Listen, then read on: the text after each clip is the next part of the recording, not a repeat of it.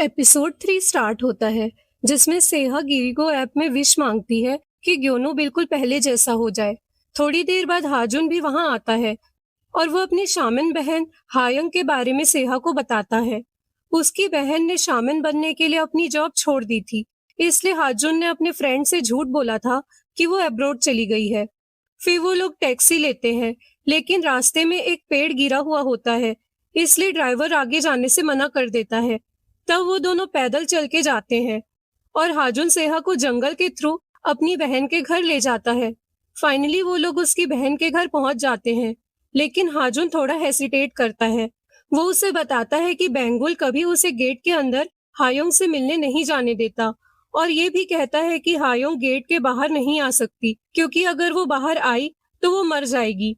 बेंगुल gate खोलता है और हाजुन को देखते ही बोलता है, वेलकम ब्रदर इन लॉ, जिससे हाजुन अनॉय हो जाता है।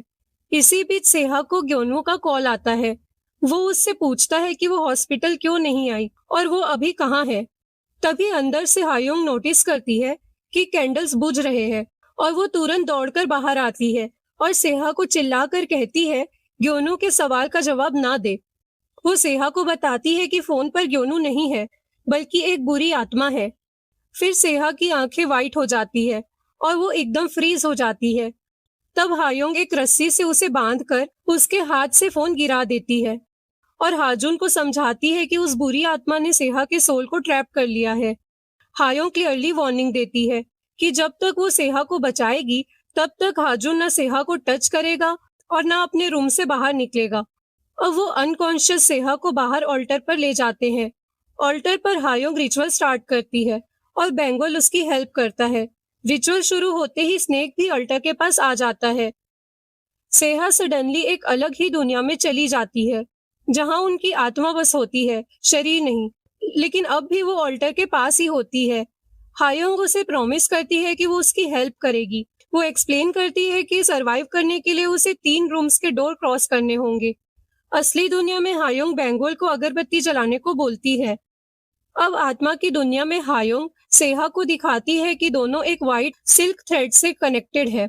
वो वार्निंग देती है कि कुछ भी हो जाए लेकिन पीछे मुड़कर मत देखना।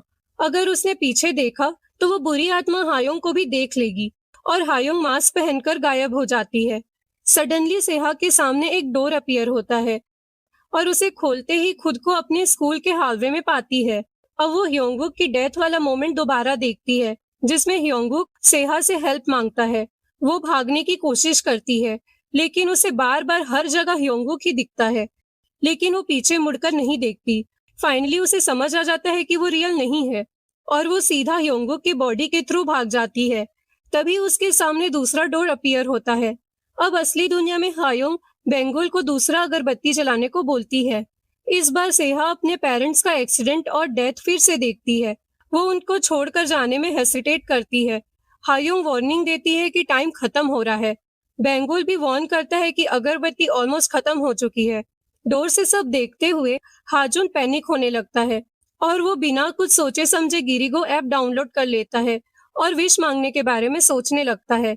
पर तभी फाइनली सेहा हिम्मत करके थर्ड डोर की तरफ भागती है, लेकिन जैसे ही वो उसे टच करती है डोर ब्लास्ट हो जाता है और इस बार वो हायोंग के घर में उठती है और हाजुन और बेंगुल उसके पास होते हैं।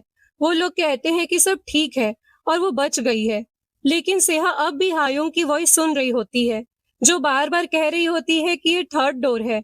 हाजुन और बेंगुल उसे कहते हैं कि दूसरी दुनिया की आत्मा उनके साथ अटैच हो गई है। तभी हाजुन सडनली ग्योनवू की तरह पोजेस बिहेव करने लगता है और पैनिक होकर सेहा पीछे मुड़कर देख लेती है, जिससे बुरी आत्मा हायोंग को देख लेती है।